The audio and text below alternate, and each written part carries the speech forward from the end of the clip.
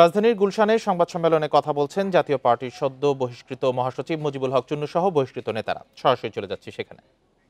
Bundle থাকলে প্রতি সেনমানিতে টাকা বাঁচবে। বিকাশ সেনমানি বান্ডেল কিনে জিতুন প্রতি লেনদেনে। অনেকে বলেন স্বৈরাচার, উনি পৃথিবীর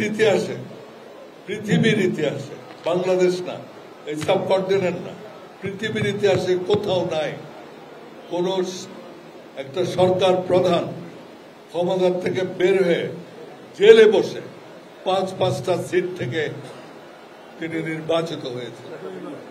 এবং তাকে যদি স্বৈর শাসক আপনারা বলেন, তাহলে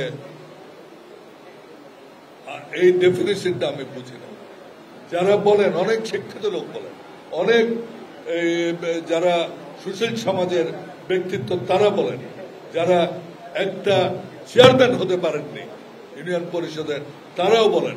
আর এই ভদ্রলোক যাকে স্বৈরাচার বলা হতো, তিনি জেলে বসে পাঁচটা সিট থেকে, এবং একবার না তিনবার কয়েকবার তিনি যতবার ইলেকশন করেছেন, কেউ তাকে ডিফিট দিতে পারে।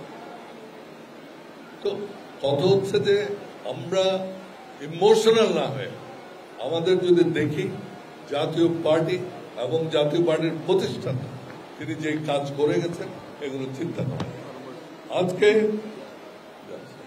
আজকে আমি বলতে চাই যে আমাদের পার্টি 35 বছর, 90-এর পরে 35 বছর আমরা জাতীয় পার্টি আজকে অনেক এগিয়ে যেতে পারিনি।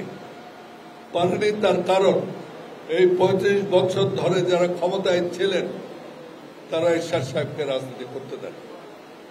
তার বিরুদ্ধে জেল, জুলুম এবং নানা মিথ্যা কেস, আজকে তিনি মারা গেছেন, তো কোনো কেসে তো তাকে শাস্তি দেওয়া গেল না।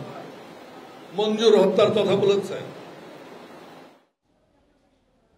জাতীয় পার্টির সদ্য বহিষ্কৃত নেতারা সংবাদ সম্মেলন করছেন। গুলশান থেকে সরাসরি যুক্ত ছিলাম আমরা।